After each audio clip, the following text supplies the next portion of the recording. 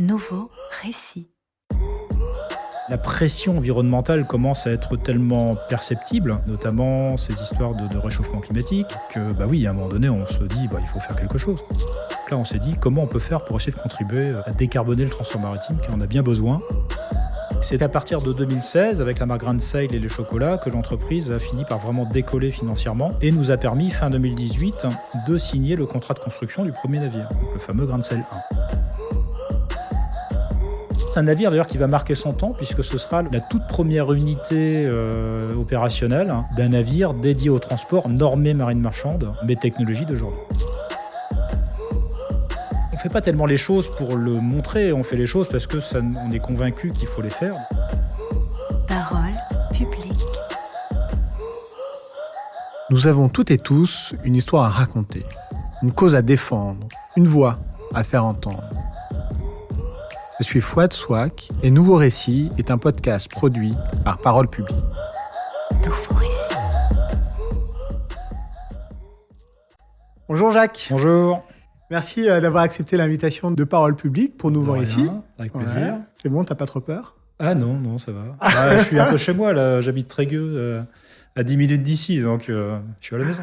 Parole publique, en fait, avait initié il y a quelques temps, l'année dernière, une première série de nouveaux récits. En réalité, c'est une agence assez jeune, tu vois, qui a dû se lancer en même temps que le podcast. Au final, je me suis dit, on va plutôt s'occuper de l'agence, on va livrer la mission, on va développer un petit peu tout ça. Ensuite, on va créer le podcast Nouveau Récit. Donc, en réalité, t'es pas tout à fait le premier invité, mais t'initié la deuxième saison. Deuxième saison, très bien. Donc on reprend cette idée de podcast dont l'idée est d'inviter des personnalités, alors des entrepreneurs, des présidents ou présidentes d'associations qui vont nous raconter leur parcours et l'idée derrière leur parcours. Et toi, tu es donc le cofondateur et PDG de Grand Sail. Oui. Alors est-ce que tu peux un peu nous présenter qui tu es et évidemment en fait ta boîte? Ah, Grand Sail.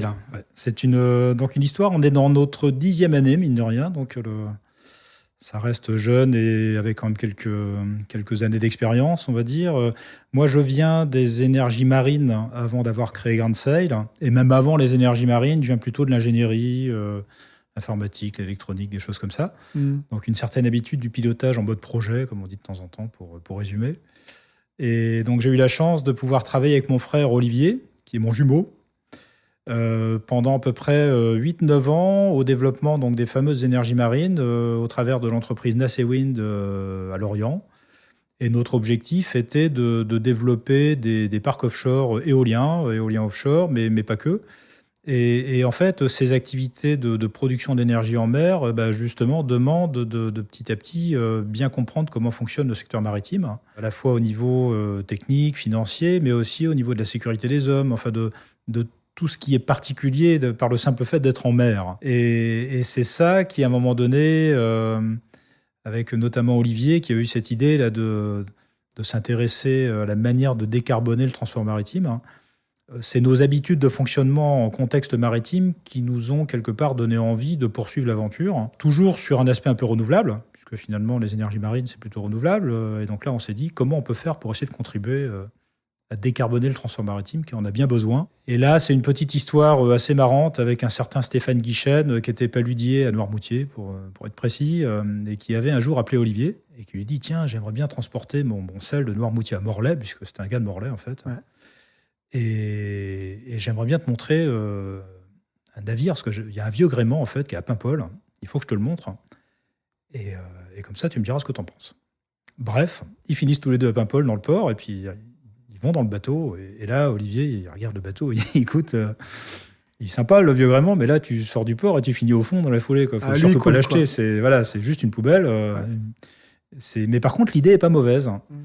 Et c'est là où il s'était dit à l'époque, ça pourrait être intéressant, plutôt que d'être toujours finalement accroché au vieux gréement, alors qu'ils sont de très beaux navires, mais qui par nature ne sont pas éternels et n'ont pas non plus que des qualités, de se dire, est-ce qu'on pourrait pas repartir sur de vrais cargos voiliers, mais technologie d'aujourd'hui? Il y a eu la nécessité de penser en fait un nouveau modèle, ou parce que vous vous dites qu'il y avait une opportunité, parce qu'on nous l'a demandé, alors allez-y, on va le faire Alors c'était aussi par conviction, puisqu'on était quand même conscient que les navires actuels comme sont très polluants, les navires à énergie fossile, parce qu'aujourd'hui on n'a quasiment que ça pour faire bouger un navire. Donc c'est là où on s'est dit qu'après tout, ce qui avait été un petit peu oublié, parce qu'avant, c'était quand même la norme de transporter des matières avec des voiliers, on s'est dit, il y a sans doute moyen, avec les technos d'aujourd'hui, de finalement faire bien plus efficace que ce qu'on faisait à l'époque. Et en fait, on avait raison, puisqu'aujourd'hui, et notamment d'ailleurs grâce à la course au large, qui a quand même développé pas mal d'innovations dans les textiles, dans les cordages, enfin dans tout, et puis aussi l'informatique qui aide aujourd'hui à faire des formes de carènes qui sont plus efficaces qu'à l'époque, des gréements aussi qui permettent de mieux remonter au vent, etc. etc. Donc ça, c'était le premier bloc d'innovation qui, quelque part, laissait penser qu'on pouvait aujourd'hui naviguer de manière bien plus efficace qu'avant. Et il y a un deuxième élément qui est tout aussi fondamental et qui, là, n'existait pas du tout il y a un siècle, c'est le routage, ce qu'on appelle le routage. C'est-à-dire, en clair, quand nos navires sont en opération de transport, il y a une équipe à terre, bien au chaud, ils ont bien dormi, ils sont frais, avec l'esprit bien clair, et qui regardent ce qu'on appelle les grilles météo, donc les prévisions à quelques jours, et qui sont capables de modéliser la meilleure manière de faire avancer le navire dans le système météo du moment. Et ça, du coup, ça offre à la fois de la performance, puisque le but, il est de trouver le meilleur chemin, finalement, donc bien faire avancer le navire, et en même temps lui faire éviter des zones trop dures ou des zones où il n'y aura pas de vent. Et donc voilà, le routage, c'est probablement l'innovation la plus impactante, en fait, sur la manière de naviguer aujourd'hui par rapport à ce qui se passait auparavant. Voilà, c'était les doigts mouillés, quoi. On regardait, il y a du gris là-bas, on n'y va pas. En fait, en réalité, c'est de la planification. Ça veut dire que c'est de la prévision, puisqu'on utilise, c'est pas du tout l'analyse à la limite du contexte météo présent, c'est surtout qu'est-ce qui va se passer dans les jours à venir. Et donc, grâce aux satellites, là, pour le coup, on est capable d'avoir des prévisions aujourd'hui qui offrent cette fameuse efficacité. Donc, on voit qu'il y a ces deux éléments, la technologie quand même d'aujourd'hui, qui permet de faire des beaux bateaux, et puis parallèlement, le routage. Est-ce que c'est un projet qui aurait pu exister dans les années 90, au début des années 2000 ? Oui, également. Ouais. On aurait très bien pu commencer un peu plus tôt, puisqu'à l'époque, il y avait déjà une manière justement de faire du routage. Donc, si, c'était déjà possible. Ouais, et qu'est-ce qui l'a rendu possible en 2010-2015 ? Eh bien, qu'il fallait peut-être... alors, on peut peut-être se dire que la pression environnementale commence à être tellement perceptible, et notamment ces histoires de réchauffement climatique, que, oui, à un moment donné, on se dit, il faut faire quelque chose, quoi. Ouais. Et donc, il faut qu'il y ait des personnes qui se lancent aussi. Oui, il faut se lancer, mais alors il faut pas se lancer. Il faut pas se lancer sans réfléchir, puisque c'est la problématique d'une entreprise, c'est avant tout quand même qu'elle puisse être pérenne, sinon ça n'a pas de sens. Et pour qu'une entreprise soit pérenne, il faut que le modèle économique tienne la route. Donc on a beau dire, on est dans les énergies renouvelables, etc. Si on n'a pas en même temps une vision financière très fine, on peut vite aller au carton, quoi. Le projet peut être très beau, mais s'il n'est pas financièrement tenable, de toute façon, il va disparaître. Ouais. Parce que la construction du premier bateau, c'est quoi l'enveloppe financière après l'investissement? Alors, le premier bateau a coûté environ 2 millions d'euros. Donc, c'est un navire de 24 mètres qui a une capacité d'emport de 50 tonnes. Ça fait environ 26 palettes. Donc, c'est un navire qui coûte cher quand même et qui, en plus, n'a pas forcément une grosse efficacité économique, justement parce qu'il fait 24 mètres. Mais on ne voulait surtout pas démarrer par un trop gros navire, puisque ça aurait été prendre des risques, un risque industriel limite inconsidéré. Et surtout qu'en maritime, il y a une règle de base, c'est qu'on y va progressivement, on ne fait pas les malins, on essaye déjà de faire des tests à échelle raisonnable, et puis on apprend au fur et à mesure. Et même si on venait un peu de ce milieu-là, on était quand même conscient que c'était une grande première. Là, on a sorti Grancel 1, qui est le premier navire. C'est une première mondiale, en fait, puisqu'on n'avait jamais recréé de navire de transport depuis les vieux gréements. Ouais. Donc c'est je pense, un navire d'ailleurs qui va marquer son temps, puisque ce sera la toute première unité opérationnelle d'un navire dédié au transport normé marine marchande, mais technologie d'aujourd'hui. Ouais. Mais ce que tu dis bien, en fait, c'est que la dimension tout de même du bateau ne peut pas le rendre économiquement viable, parce que ses capacités de chargement, c'est ce que je comprends, ne sont pas suffisantes pour l'amortir. En fait, alors, il est viable financièrement, parce qu'on a, on a juste fait en sorte d'être à l'équilibre. Un modèle différent, mais c'est pas, disons, un modèle. Le prix à la palette, on va dire, est relativement costaud, dû à la taille du navire. Parce que c'est vrai que l'équation économique en maritime, c'est que plus le navire est grand, moins ça coûte cher. Voilà. C'est-à-dire l'évolution du coût du navire n'est pas proportionnelle à la capacité en cale. D'ailleurs, entre le premier, donc GDS 1, le Grancel 1, GDS 1 en interne et Grancel 2, Donc Grain de sel 2 est 2 fois plus long, Ouais. mais du coup, il est aussi 2 fois plus large et 2 fois plus haut. Donc en volume, en cale, on fait x10. Ouais, c'est incroyable. Et pour autant, le coût du deuxième navire n'a pas fait x10. Vous passez de quelle capacité à quelle capacité? Donc le De un deuxième à deux. navire, on va passer donc de 50 tonnes pour le premier à Mhm. 350 tonnes pour le Ouais. deuxième. Et on va passer de 26 palettes en cale sur le premier Mhm. à 238 sur le deuxième. Hmm. Et donc voilà, ça parle Ouais, seul, c'est quoi. tout- C'est- ouais, c'est très on voit qu'il y a évocateur, une quoi. efficacité de chargement qui est due à cette évolution au cube. On n'est pas qu'en longueur, c'est Ouais. largeur et hauteur. Donc il y a 2 niveaux de cale, etc. Alors, tu vois, on va rétropédaler un petit peu. Ouais. On va revenir un petit peu dans le temps. Parce que en réalité, donc, tu l'as évoqué avec ton frère, tu étais engagé dans un projet La Senwind, ouais. et qui avait candidaté dans le cadre d'un groupement, d'un consortium sur le projet d'éolien offshore en baie de Saint-Brieuc. Oui, oui, oui. Ouais, Sacré que vous souvenir. étiez arrivé premier. Oui. Parce que, donc, il y a des années et des années de développement. Oui, oui, oui.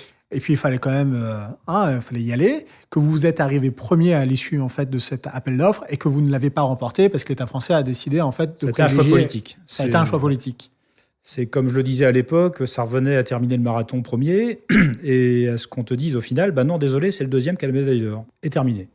Et donc, je me suis retrouvé, moi, après avoir travaillé pendant à peu près 5 ans sur le projet de Saint-Brieuc, quand même, Mhm. à effectivement devoir constater que le projet nous avait échappé, alors qu'on avait le maximum de points, donc on avait gagné quelque part l'appel d'offres. Hein. Ouais. Et on se retrouve politiquement écarté Mhm. pour des raisons de politique industrielle qui nous échappent totalement, et sur un autre projet, alors qui va voir le jour, et à la limite tant mieux pour l'environnement et tout ça, Mhm. mais c'est vrai que ça s'est passé dans des conditions extrêmement discutables. Ouais. Mais bon, voilà, c'est comme ça. Il y a eu un jugement par la suite, on a été quand même un peu Ouais, réhabilité. réhabilité quelque part Ouais. là-dessus. Mais en tout cas, indirectement, c'est aussi le fait que je n'ai pas finalement continué à m'impliquer du coup sur ce projet qui a fait qu'on a aussi créé Grain de Sale. Donc Ben bon, oui.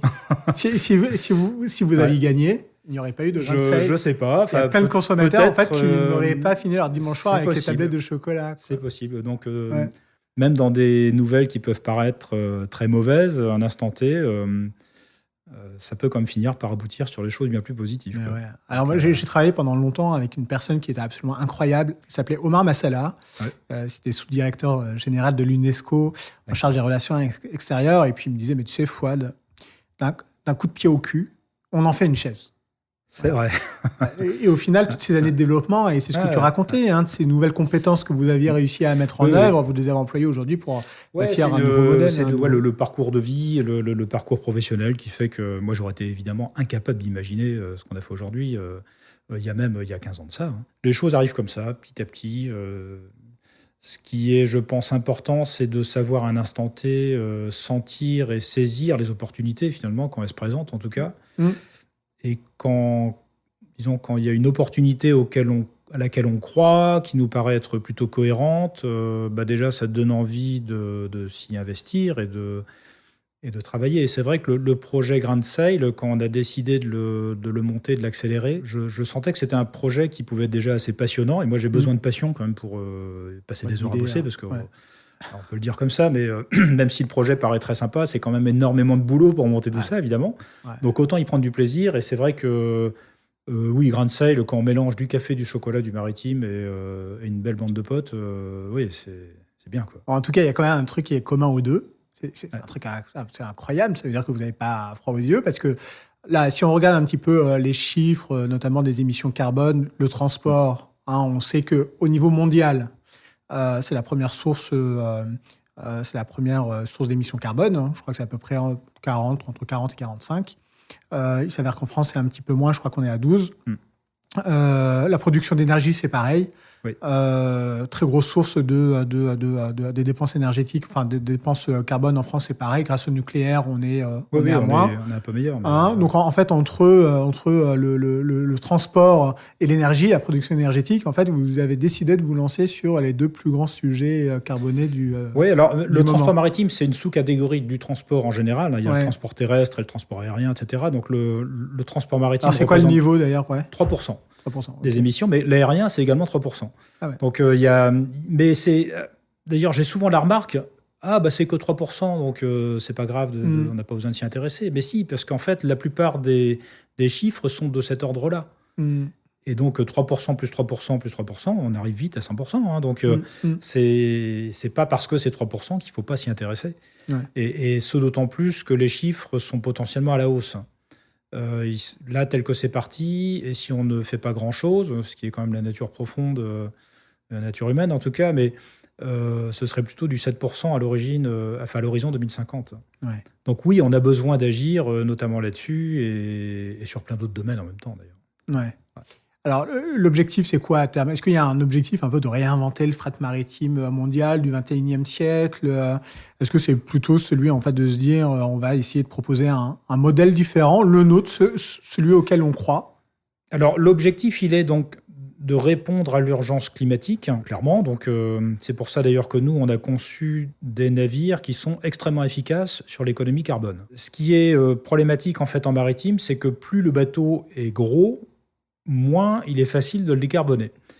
Et pour expliquer tout ça, c'est assez simple. Imaginons un porte-conteneur qui fait 300-400 mètres. On sait qu'aujourd'hui, mis à part l'énergie fossile, l'hydrogène n'a pas suffisamment d'énergie volumique pour fonctionner. C'est-à-dire que si on mettait de l'hydrogène dans un porte-conteneur, il n'y aurait plus de place pour la cargaison, ce qui serait un petit peu ballot quand même. Si on voulait le faire en mode propulsion électrique, il faudrait des batteries absolument colossales. À nouveau, plus de place pour la cargaison, donc ce serait un petit peu gênant. Et si on voulait y mettre des voiles, ça demanderait des poteaux, enfin des mâts de 200-300 mètres qui seraient juste colossaux, qui ne passeraient pas évidemment sous les ponts, qui seraient structurellement très compliqués quand même à opérer, et qui créeraient même en fait un déséquilibre global sur le navire. Il faudrait du coup avoir une quille sous le bateau qui aurait des dimensions totalement incroyables, donc il ne rentrerait plus dans les ports, enfin voilà. Donc on voit aujourd'hui que sur de très grands navires, on est bien embêté. On ne sait finalement pas trop quoi faire pour les décarboner efficacement. Alors on peut le faire à la marge, mais c'est pas grand-chose. Hein. On va peut-être gratter 10%. Quoi. Ouais. Et c'est pas le problème. 10%, ça signifie un navire qui continue à diffuser 90% de gaz à effet de serre. Donc nous, on est plutôt parti sur une approche inverse qui consiste à dire maximisons l'économie carbone et regardons quelle est la taille de navire qui permet d'obtenir ce maximum. Et en fait, on s'est rendu compte qu'aujourd'hui, dans les 50 mètres, ça permet quelque part d'y associer un gréement qui est, disons, à la pleine échelle du navire. Ça veut dire c'est-à-dire finalement des mâts qui font également 50 mètres de haut. Donc ça permet d'avoir un navire bien toilé, comme on dit en maritime. Donc un navire dont le moteur à voile est performant et assez puissant. Et du coup, en ayant ce gréement grande dimension par rapport au navire, on est capable du coup de très peu utiliser le moteur, donc de générer une économie carbone qui, chez nous, oscille entre 90 et 97% d'économie. Ouais. Voilà ce qu'on obtient sur ce genre de navire.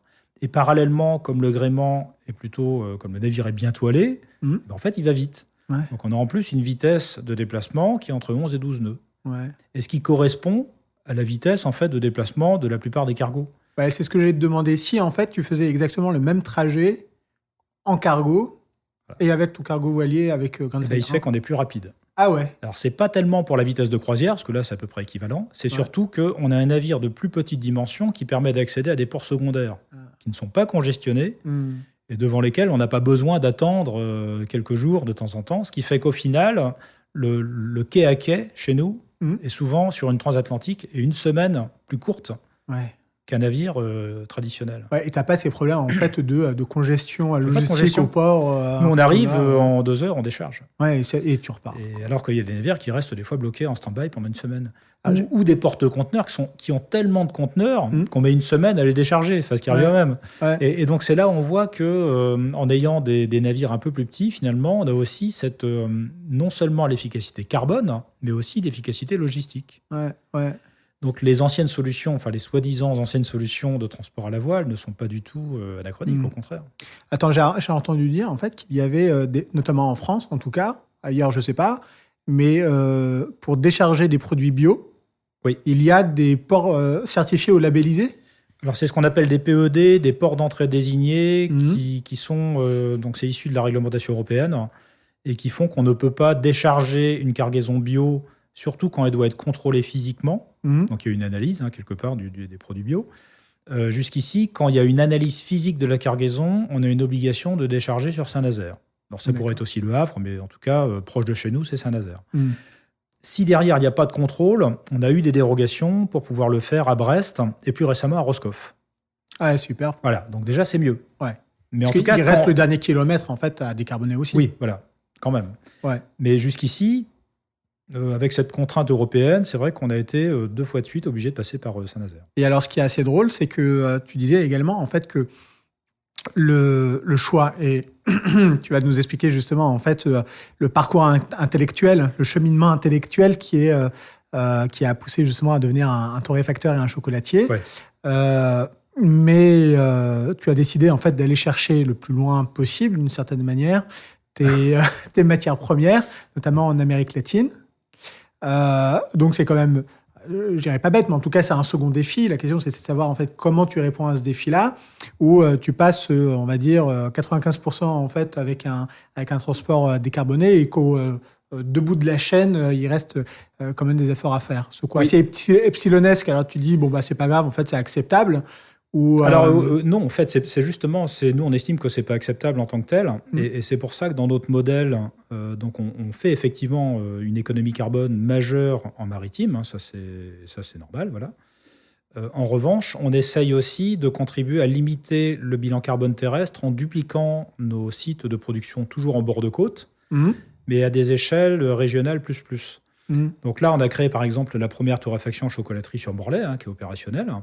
Et la deuxième qu'on va créer, ce sera sur Dunkerque, de manière à ce que, alors déjà Dunkerque, bord de côte évidemment, donc on peut alimenter avec nos navires directement l'usine, hein, qui est d'ailleurs en Boracay, enfin qui sera en Boracay quand elle sera construite. Hein. Ouais.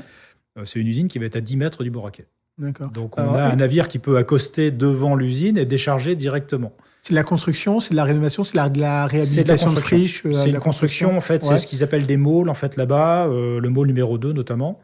Qui est un énorme quai, hein, qui fait 200 mètres de large quand même. Ouais, donc tu peux construire dessus. Et on peut construire effectivement dessus. Et donc là, on a comme avantage de pouvoir du coup alimenter directement par nos navires, donc circuit ultra court pour le coup, et également diffuser nos produits dans un rayon raisonnable dans la région nord, la région parisienne, la Belgique, et voire même l'Angleterre un jour si on le souhaite. Et donc on essaye, c'est pas notre métier, on n'est pas transporteur routier, nous, donc voilà, on va pas non plus, je sais pas, imaginer un nouveau type de camion, c'est pas notre métier. En revanche, on essaye d'aider le système. Après, on peut toujours sélectionner les prestataires. Oui, mais il se fait que pour l'instant, en tout cas, dans les transporteurs routiers, sur des grandes distances, il n'y a pas grand-chose, quoi. Ouais. Petit à petit, c'est en train de venir. J'ai vu d'ailleurs une offre là une annonce plutôt de Géodis. Qui a visiblement fait l'acquisition de quelques camions électriques. Parce que c'est quand même plus facile d'électrifier. C'est plus facile d'électrifier un camion qu'un bateau de 300 mètres. Normalement, oui. Hein, il faut le faire. Enfin, c'est de la la technologie va arriver. Je ne suis pas trop inquiet sur le fait que petit à petit, les camions de transport, hein, je parle bien des poids lourds, soient électrifiés, donc décarbonés. Mais voilà, pour l'instant, ce n'est pas encore le cas. Ouais. Et par contre, c'est une philosophie, et puis c'est vrai que c'est aussi des choix industriels forts, celui de la relocalisation. Alors, on fabrique au plus près, au final, du point d'arrivée ou de départ de on essaye de faire notre part. Il n'y a jamais rien de miraculeux, mais on essaye à chaque fois de raisonner, et ça, c'est la chance qu'on a eue quand même avec Grand Sail, hein, c'est de partir de zéro. Et quand on part d'une feuille blanche, et bien finalement, et surtout quand on a les idées à peu près claires, ça permet d'écrire quelque chose de cohérent et d'essayer d'agir sur l'ensemble des composantes en même temps. Ouais. Et sans oublier qu'il n'y a pas que le bilan carbone.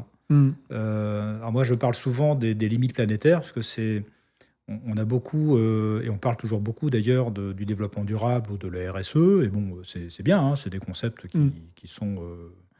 intéressant, évidemment, avec le social, l'écologie et puis l'économie.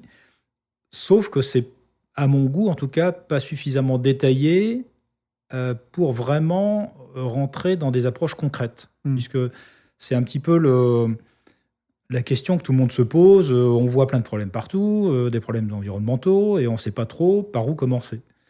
Et en regardant donc ces fameuses limites planétaires, et notamment ce qui s'appelle la théorie du donut, juste parce que le diagramme est une forme de donut avec un cercle intérieur et un cercle extérieur. Donc cette fameuse théorie du donut explique de manière beaucoup plus exhaustive à la fois donc, la problématique environnementale et au milieu, donc dans le centre du donut, les problématiques sociales. Si on prend l'exemple des limites planétaires, en fait, il y en a 9. Mhm. Alors déjà, on se rend compte qu'il y a une seule limite sur 9 qui parle du réchauffement climatique. Donc les gaz à effet de serre, c'est une limite sur 9. Donc déjà, ça permet de recadrer un petit peu l'aspect multifactoriel, on va dire, des soucis environnementaux. Donc on va rajouter, par exemple... Mais si on se dit que les 8 autres défis sont à la hauteur du défi climatique, on n'est pas... Ah non, mais c'est costaud, j'ai pas dit l'inverse. Ah ouais. Du coup, les autres... J'ai pas dit qu'on était sortis des ennuis. Ah merde. J'aurais pas plombé l'atmosphère, mais quand même. Prenons une des limites, donc gaz à effet de serre, climat, très bien. On en rajoute une deuxième, l'artificialisation des sols, par exemple, qui tue du coup les biodiversités. Du coup, à côté, on rajoute justement les problématiques de biodiversité. On peut rajouter l'acidification des océans, la pollution en général, etc., etc. Alors, il y en a une qui se porte bien, c'est la couche d'ozone. Ah oui, qui est en cours de rémission. Ouais. Elle va pas encore très bien, mais Ouais. elle est plutôt sur le bon chemin. C'est vrai qu'à la fin des années 2000, on pensait qu'on allait tous mourir parce qu'il n'y aurait plus de couche d'ozone. Hein. Non, finalement, on a réussi. Mais là, ça a été d'ailleurs la première fois qu'au niveau mondial, on a pris cette espèce de conscience qu'il y avait un vrai souci. Et avec un mouvement d'ensemble, notamment sur les chlorofluorocarbones, les CFC, qui ont permis justement d'éviter que ça s'aggrave. Donc on voit qu'on est aussi, c'est peut-être la seule preuve d'ailleurs aujourd'hui, c'est qu'on est capable d'agir quand on le souhaite vraiment. Donc voilà, il y a ces fameuses 9 limites planétaires, et l'état des lieux aujourd'hui, c'est que sur ces 9 limites, on en a plafonné 6. Et pas que, et ça date pas d'hier. Hein. Donc on voit qu'aujourd'hui, donc il faut agir... Si on prend l'exemple de la biodiversité, c'est limiter, par exemple, l'artificialisation des sols, donc limiter les bâtiments. Quand on passe d'une forêt à une terre agricole, déjà, on a fait chuter la biodiversité. Et quand pire, on rajoute un bâtiment sur une terre agricole, évidemment, là, c'est terminé. Il n'y a plus de vie, on va dire, sous le bâtiment.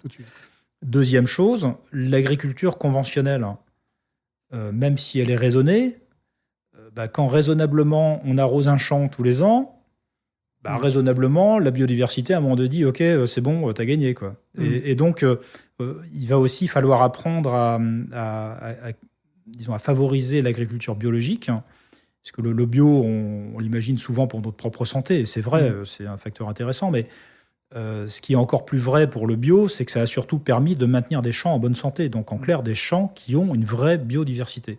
Et donc aussi une vraie disons, résilience par rapport à tous les parasites, toutes les maladies en général. Un champ qui est laissé plus naturel sera plus solide finalement qu'un champ qui a été traité à tout bout de champ. De toute façon, en fait, c'est vrai que tout est systémique. Oui. Et puis, le principe de base, c'est quand même de dire que si on prend soin de notre planète, grosso merdo, on va réussir à prendre soin aussi de nous. Quoi. Et que la nature est très bien faite, surtout. Quand on laisse la nature reprendre un peu ses droits, en fait, il y a un équilibre en fait, qui se crée. Et il y a toujours une bien meilleure résilience. Et là, c'est instruit notamment de ce que me disait le propriétaire de Château Maris, qui fait d'excellents vins en bio, et qui me disait, alors ça m'a pris 10 ans, mais il est parti de vignes qui n'étaient pas forcément en très bon état, et petit à petit, en fait, il a laissé justement la nature reprendre un peu ses droits, et il est arrivé au bout de 10 ans à des vignes qui n'avaient pas besoin de traitement. Ah ouais. Parce qu'effectivement, il y a eu cet équilibre qui s'est créé au fil des années et qui rend finalement la vigne beaucoup plus solide, beaucoup plus résistante. C'est la biodynamie, non ? Biodynamie entre autres, mais le bio déjà en tant que tel suffit déjà à rétablir un peu les équilibres et à laisser simplement la nature faire son job. Et du coup, en fait, tu parles d'équilibre, mais il y a l'équilibre aussi financier, ce qui a rendu possible l'existence de Grain de Sel et qui a été une démarche intellectuelle un peu particulière qui a consisté à dire... En réalité, en fait, on ne va pas commencer par notre bateau, on va commencer par une activité qui va nous filer un petit prétexte pour bâtir le... Donc l'idée de départ, effectivement, c'était « Ok, on va faire un bateau ». Bon, super, c'est bien. Sauf qu'après, quand on veut devenir armateur, le financement du navire, c'est le sujet qui est le plus difficile finalement. Et là, on s'est dit c'était la bonne idée, plutôt que d'aller chercher des chargeurs vers l'extérieur pour donc charger le navire, générer des affrètements et donc générer du chiffre d'affaires et financer le navire. Est-ce qu'on ne pourrait pas devenir notre propre chargeur en devenant torréfacteur et chocolatier ? Alors pourquoi torréfacteur et chocolatier ? C'est que ça nous crée un prétexte pour traverser l'Atlantique, et parce qu'on avait vite compris qu'il y avait d'excellents cacao et d'excellents cafés verts en Amérique latine notamment. Et donc voilà, on imaginait cette première capacité à importer nos matières premières. Du coup, dans l'autre sens, on voit, zut, il y a le bateau qui part à vide. Ça, c'est pas bon. Hein. Quand on est armateur, il faut que le bateau soit plein. Il dit qu'est-ce qu'on sait bien faire en France? On est plutôt doué pour faire du vin. Quand on est breton, en face, on voit vite New York. On voit la Statue de la Liberté qui nous fait coucou. Là, donc, on s'est dit, OK, on va essayer d'en profiter pour exporter des vins bio, tant qu'à faire, biodiversité. On va exporter des vins bio J'espère que tu es vers New parti York. Goûter chacun des biens que tu as. Oui, alors là, ça a été assez complexe. Dans la Pour la petite histoire, ça fait maintenant plus de 5 ans qu'on a débuté le projet sur New York. Ouais. Donc c'est très très long en fait de s'installer sur le marché américain. C'est un marché qui est très dur finalement, qui est peut-être très gros mais très difficile à percer. Ouais. Donc il faut vraiment être très opiniâtre et ne pas hésiter à surtout mentaliser que ça va durer des années. En fait, vous avez tout fait. Vous avez pris à chaque fois les voies les plus difficiles. Quoi. Il n'y avait pas en fait de vin de vignerons qui exportaient déjà aux États-Unis. Si, mais là on aurait été que transporteur. Ce qu'on voulait, c'est ce qu'on fait souvent. On est sur une chaîne de valeur qui est un peu étendue effectivement. Mais on aime bien maîtriser les choses parce que quand on internalise un métier, du coup on le maîtrise. Au passage, on capte la marge de la sous-traitance qu'on aurait dû du coup activer en remplacement.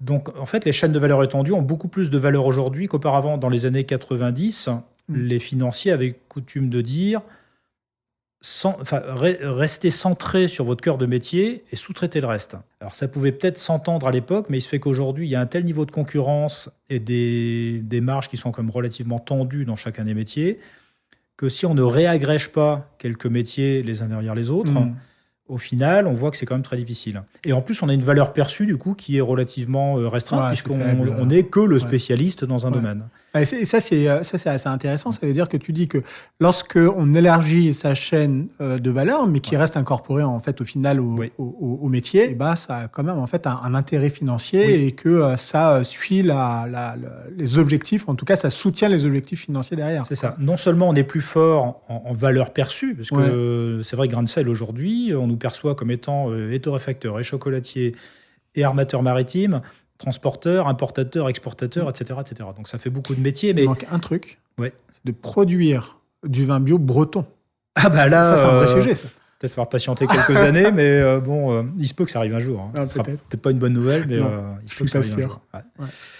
Et donc, on voit que cette agrégation, effectivement, crée de la valeur, ça c'est clair, mais crée surtout peut-être plus de résilience financière, effectivement. Puisque toutes les marges d'intermédiaires qu'on a captées et qu'on gère du coup en interne, elles restent chez nous. Après, le modèle économique, il est effectivement tout aussi important. Alors, c'est la partie un peu moins fun, forcément, de Grain de Sel. On n'est pas toujours en mer. Moi, je passe aussi beaucoup de temps devant Excel. Mais on a fini par modéliser, finalement, le fonctionnement de l'entreprise en mélangeant le maritime, l'agroalimentaire, etc., pour avoir un tableau de bord qui nous donne notamment la trésorerie à court et moyen terme, donc à une échelle fiable, on va dire, de 2 ans. Et puis également les soldes intermédiaires de gestion, qui sont les éléments principaux de pilotage, le chiffre d'affaires jusqu'au résultat net, en passant par les EBITDA, etc. Enfin, tous ces gros mots-là, mais qui sont en fait hyper importants, puisqu'on est quand même sur des activités un peu capitalistiques, et qui nécessitent de prendre des décisions d'investissement qui des fois sont très lourdes, et où on ne peut pas se planter. Donc la modélisation nous permet de vérifier avant d'enclencher l'investissement que ça passe. Et ça, moi je ne saurais pas m'en passer. C'est quelque chose que vous avez mis en place dès le départ ? Genre jour 1 2016. En fait, dès que le projet a commencé à prendre un peu d'ampleur, tout de suite, moi j'ai créé le système. Alors c'est une grosse feuille Excel, donc il faut aimer, mais c'est la seule manière en tout cas de le faire efficacement. Et je m'en félicite tous les jours, parce que si j'avais pas ce tableau de bord, ça revient à être pilote de ligne sans instrument. Ça dure pas longtemps. C'est ça, sans compas, quoi. Et donc, on revient en fait au final sur l'activité de torréfacteur et de chocolatier qui vient soutenir la mission première, mais qui arrive en premier. Surtout. Il fallait surtout éviter de faire le bateau en premier, ça aurait été une catastrophe industrielle et financière. Donc, on a commencé gentiment par être torréfacteur, puisque le métier de la torréfaction de café est quelque chose de relativement facile à maîtriser. Donc, je précise qu'on n'y connaissait absolument rien, ni en café, ni en chocolat. Donc, il a fallu apprendre. Et goûter. Voilà. Bon, après, c'était pas ce qui avait le plus agréable. On a goûté des cafés, on a goûté des chocolats, c'était bien. Donc, on est attaqué par la torréfaction de café en 2013. Ça a commencé à marcher gentiment, mais bon, voilà, ça s'est un petit peu développé. Et on a surtout lancé la chocolaterie en 2016. Et c'est vraiment là. Alors, d'ailleurs, la marque Grain de Sel, il n'est pas arrivé au tout début. Au début, les cafés s'appelaient Torréfaction de la Baie. C'était une marque de transition et on a attendu les chocolats pour vraiment trouver la marque Grain de Sel, qu'on n'a pas trouvé nous-mêmes d'ailleurs. On tourné en rond et on a fini par mandater une boîte de Paris pour nous trouver le. Qui a bien fait son job. Qui a super bien fait son job, et c'est d'ailleurs une personne de La Réunion, puisqu'ils appellent en fait des créatifs pour essayer de trouver, faire des propositions, et c'est une personne de La Réunion qui a trouvé la marque Grain de Sale. Ah, okay, comme quoi. Hein. Ouais. Et bref, on a vite vu que c'était une marque qui était quand même assez intéressante, et du coup, on l'a réservée. Et c'est donc à partir de 2016, avec la marque Grain de Sale et les chocolats, que l'entreprise a fini par vraiment décoller financièrement et nous a permis, fin 2018, de signer le contrat de construction du premier navire, le fameux Grain de Sale 1. Est-ce que derrière, il y avait des bases financières solides sur l'activité principale? Oui. Donc, on avait, grâce à nos projets précédents dans l'offshore, on avait quand même heureusement des fonds propres. Voilà. Et ça, c'était un peu nécessaire pour démarrer, puisque on n'hésitait pas avec nos banquiers d'apporter des fonds propres significatifs quand même, pour aussi avoir des décisions rapides, pas perdre de temps et lancer donc ces fameux outils de production. Mais sinon, après, c'est le modèle économique et l'espèce d'assemblage donc entre l'activité agroalimentaire et l'activité maritime qui a petit à petit créé l'innovation. Donc nous, l'innovation technologique, on n'est pas forcément très friand, surtout en maritime, parce que c'est une innovation trop récente a tendance à tomber en panne, tout simplement. Donc nous, on aime bien la fiabilité, et on est d'ailleurs de temps en temps quasiment sur des approches low-tech. Parce que, low-tech ou en synonyme, disons, agricole, vraiment des systèmes ultra simples, mais qui du coup sont très, très fiables. Et en maritime, fiabilité égale sécurité. D'accord. Et donc, voilà, petit à petit, on a fini par prendre ces approches-là. Et donc, ce que je voulais dire, c'est que l'innovation qu'on a créée chez Grain de Sale, qui consiste à associer finalement de l'agroalimentaire et du maritime, c'est plus de l'innovation d'organisation. C'est pas de la technologie. Et c'est cette espèce de boîte un peu hybride, mi-maritime, mi-agroalimentaire. C'est ça qui est l'innovation, et c'est ça qui crée la synergie, qui fait que quand un consommateur va déguster une tablette de chocolat ou un paquet de café, il va déguster le produit, d'accord, mais pas que. On déguste aussi l'aventure maritime, environnementale, sociale. Donc ça a créé un univers de marque un peu multidimension, finalement, qui va beaucoup plus loin que le produit lui-même, quoi. Ouais, ça veut dire que quand on achète en fait du café à Grain de Sale, souvent c'est aussi de l'engagement, on soutient la démarche, en plus en fait de boire un bon café. C'est d'ailleurs ce que j'ai dit, puisque comme le bateau on l'a pas fait en premier, dit à toutes les personnes qui nous ont acheté les cafés, les chocolats depuis le début, c'est quelque part vous avez un bout de bateau, puisque c'est grâce à ces achats qu'on a pu financer le navire et le deuxième qui est en ce moment en construction. Donc tout est lié finalement. Et ça vous a jamais traversé l'esprit, peut-être que vous l'avez fait, je sais pas, mais faire un financement participatif, d'ailleurs, comme il y a une initiative d'ailleurs à Lorient qui est initiée par Nils Joyeux, je crois. Oui, ça c'est Zéphyr et Boré. Ouais, Zéphyr et Boré. Zéphyr et Boré avec Nils, qu'on connaît très bien. En fait, c'est un petit milieu. Nous, on connaît les personnes de Neoline, on connaît Zéphyr et Boré. On travaille ensemble. Parce que déjà, c'est un retour d'expérience énorme aussi. Ouais, puis on discute entre professionnels, donc déjà on n'est pas concurrents, et le marché il est assez énorme. Et puis quand on est entre personnes qui connaissent vraiment le maritime et ses enjeux, c'est toujours intéressant de partager. Donc on le fait avec notamment ces deux sociétés-là. Il y a la décarbonation en fait du déplacement, du transport. Oui. Il y a aussi celui de la construction. Oui. Et donc, en fait, de l'éco-conception. Est-ce que Grain de Sale 1 et 2 sont éco-conçus parce que j'imagine, on en parlait, c'est celui du retour sur l'expérience, notamment celui de la course au large. Il y a quand même pas mal, notamment en fait, pour le Vendée Globe, les IMOCA, il y a des initiatives, des teams qui se lancent dans l'éco-conception en fait, des IMOCA. Est-ce que Grain de Sale... Et Roland Jourdain, qui vient de sortir des composites à base de lin, etc. Ramel Tripon, par exemple, des petits doudous aussi, en fait, ils vont recycler le matériel, le titane notamment, en fait, qu'on trouve dans les hôpitaux pour faire l'accastillage, etc. Donc, il y a des choses... il faut essayer. Alors, nous, on est sur des coques alu, donc l'aluminium est assez facile à recycler. C'est du recyclage infini, donc là-dessus, il n'y a pas de difficulté majeure. Après, on est sur des voiles en dacron. Là, par contre, je ne connais pas le recyclage des voiles, sauf que nous, on a l'idée de les recycler en sac, etc. Donc, comme ça se fait déjà. C'est ça. Et ce sera des objets collector, d'ailleurs.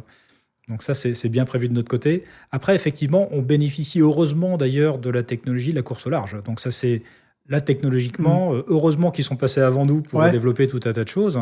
Donc, au niveau des tissus, au niveau des cordages, au niveau de l'accastillage, même des winches. Tu as forte des exemples puissance. un peu de choses que tu as sourcées directement auprès de la course au large ou pas? Il suffit, même simplement certains bouts en fait, qui sont extrêmement solides. Ouais. Il y a des matériaux aujourd'hui qui sont incroyables. Ouais. Les cordes en chanvre, c'est fini. Ça, donc, on est sur des matériaux bien plus costauds. On a aujourd'hui, alors il y a par exemple un limiteur de gîte sur Grain de Sel 1 qui est en fait un système qui va choquer les voiles quand l'inclinaison dépasse un certain angle. Ça vient de la course au large. Et c'est un système qui était surtout exploité depuis, je crois, une dizaine d'années, donc qui était fiable. Donc ça, on l'a intégré. Ouais. Une fois que ça a été éprouvé. Voilà, quand c'est éprouvé, on prend pas de l'intègre. risque. Mais non, le système sorti du labo, ça, on n'en veut pas. Non.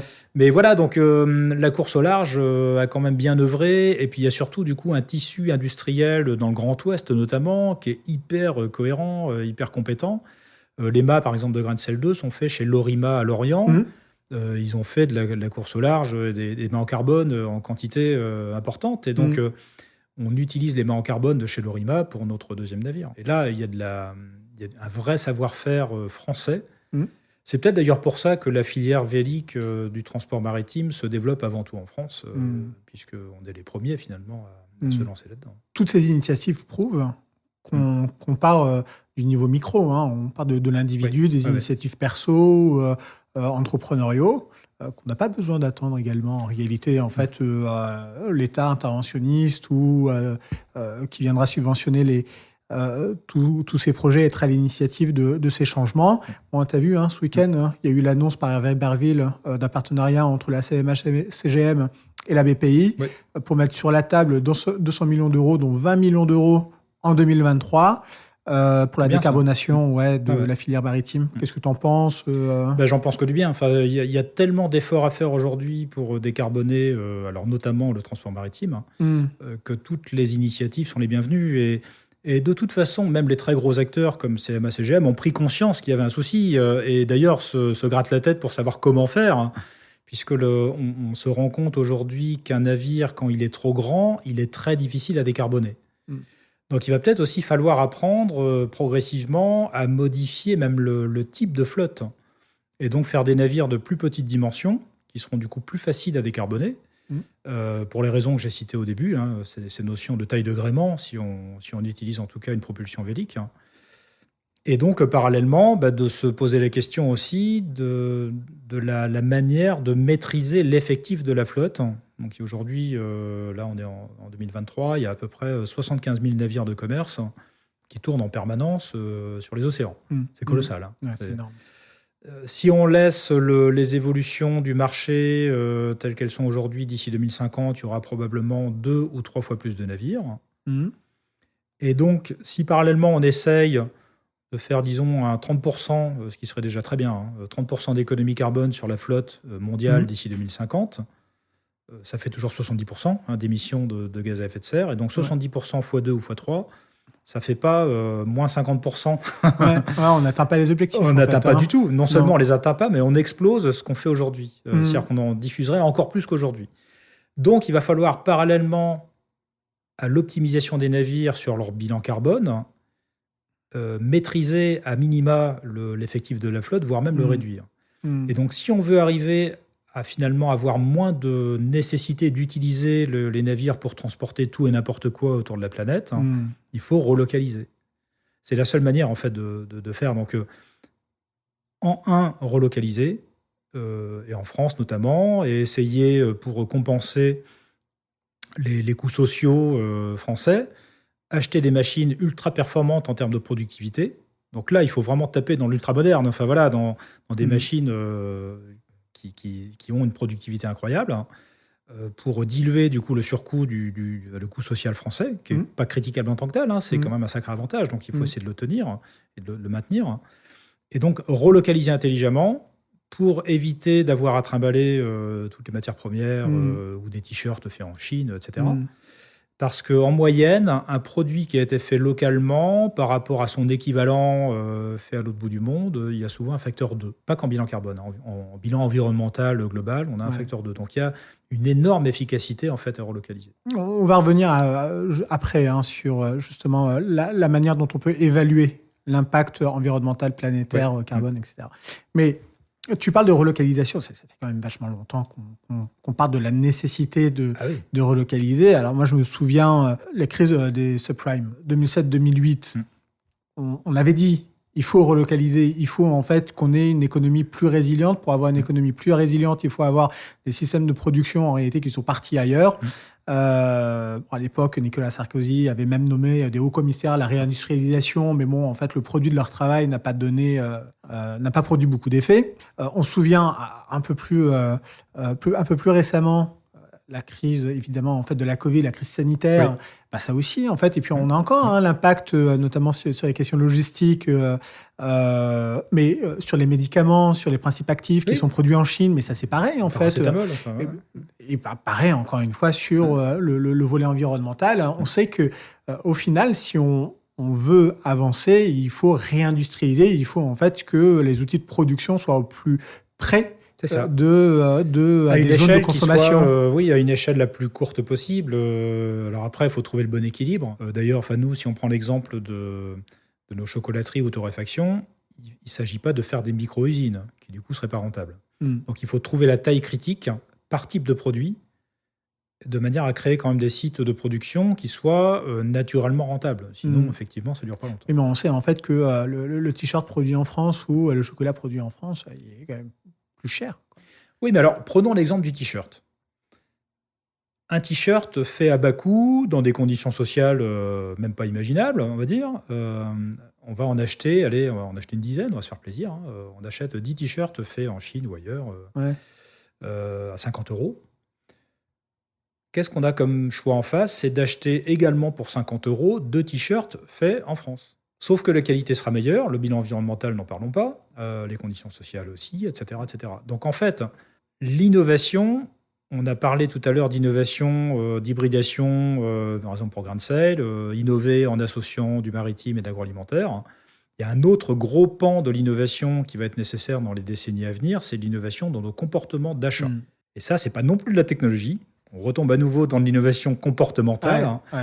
Et c'est là où il va falloir que le consommateur apprenne et s'habitue au fait de consommer moins, mais consommer mieux. Et donc cette notion de qualité, du coup, revient, la qualité au sens large, c'est la qualité du produit, mais la qualité environnementale également du produit, doit revenir comme une préoccupation de base, puisqu'on est tous sur une planète aux dimensions finies, donc, et puis on n'a pas le choix, on ne peut pas se barrer, donc il faut bien faire avec. Pas encore. Et donc, pas encore en tout cas. Et donc, cette manière d'acheter qui consiste à consommer moins mais consommer mieux, c'est impératif, absolument impératif. Et alors, si on prend l'exemple du textile, qui est peut-être l'industrie la plus polluante au monde, effectivement, c'est vraiment quelque chose qu'il faut faire. Et c'est là où on voit qu'aujourd'hui, il n'y a pas l'offre, ou l'offre, en tout cas, elle est très réduite. Donc, il y a besoin de relocaliser sur le textile et pas faire les choses à moitié. Il ne s'agit pas de faire, comme j'ai vu de temps en temps, un sac où il y avait un magnifique petit drapeau bleu, blanc, rouge. Et je creuse, je regarde, et puis je tombe sur l'étiquette. C'était designé en France. C'était du flanc, quoi. Avec un joli, avec un joli petit drapeau français qui laissait penser que c'était pas vrai, en fait, designé en France. Mais ça n'a aucun sens.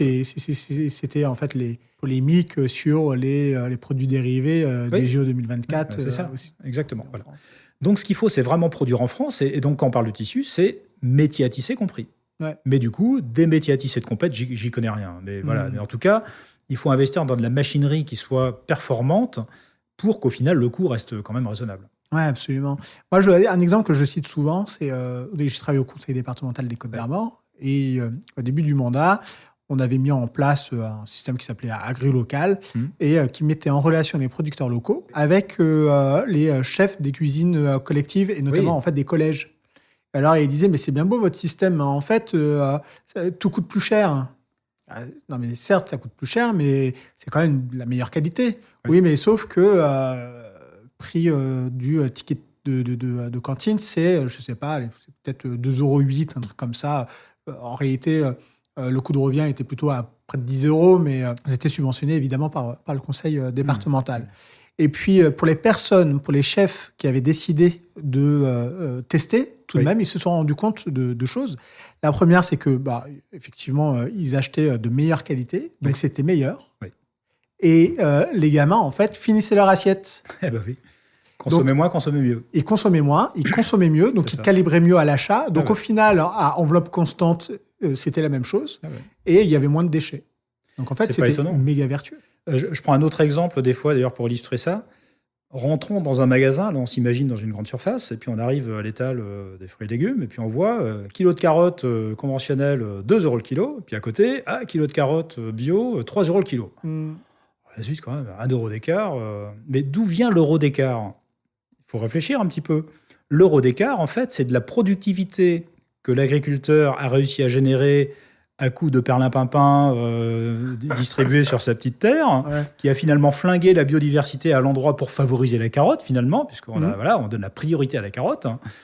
Et donc, cette économie, on l'a fait une fois de plus sur le dos de la planète.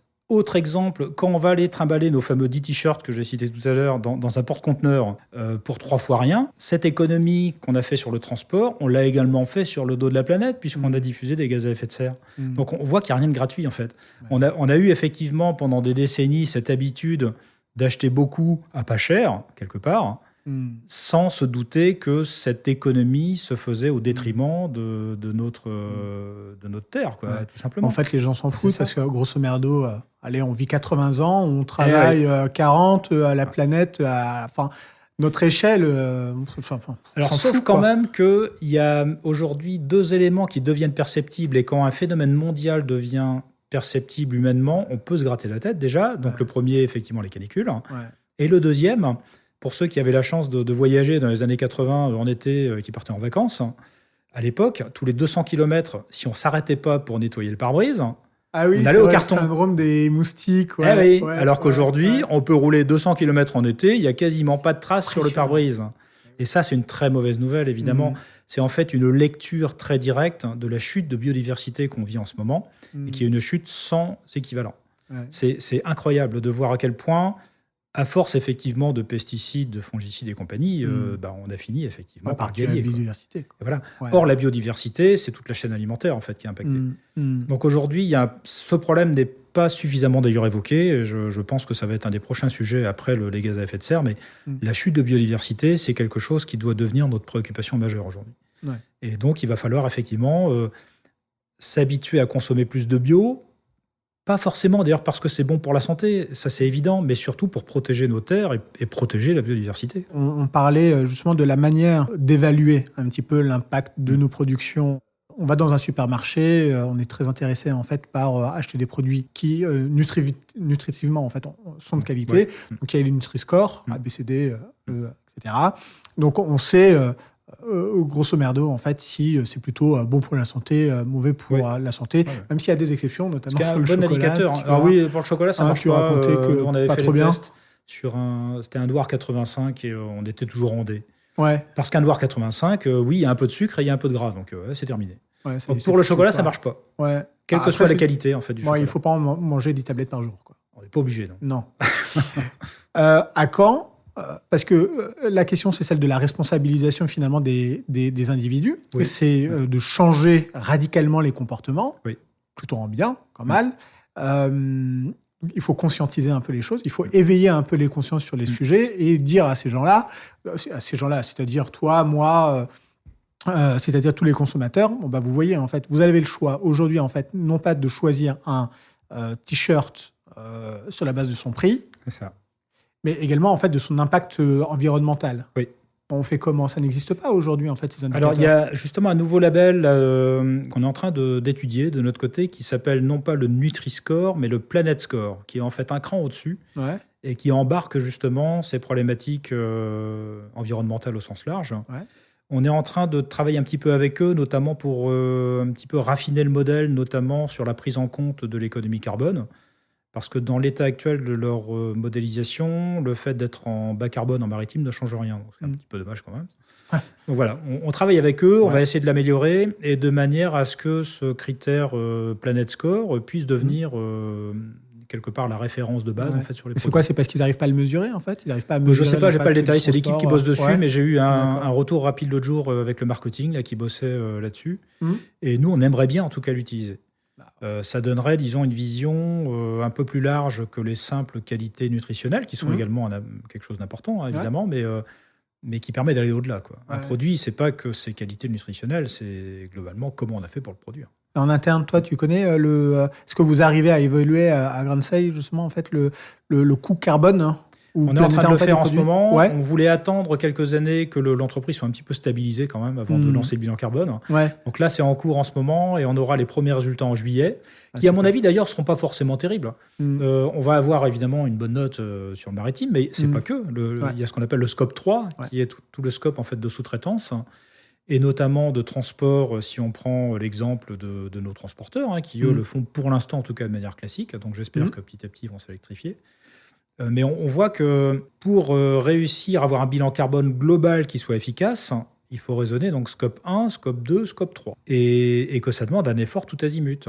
Et c'est ça la bonne vision, et pas d'ailleurs que sur le bilan carbone, hein, sur la vision globale. Et c'est pour ça que je parlais du fameux donut, enfin de la théorie du donut tout à l'heure, c'est qu'il faut agir sur plusieurs leviers en même temps pour adresser la problématique environnementale globale.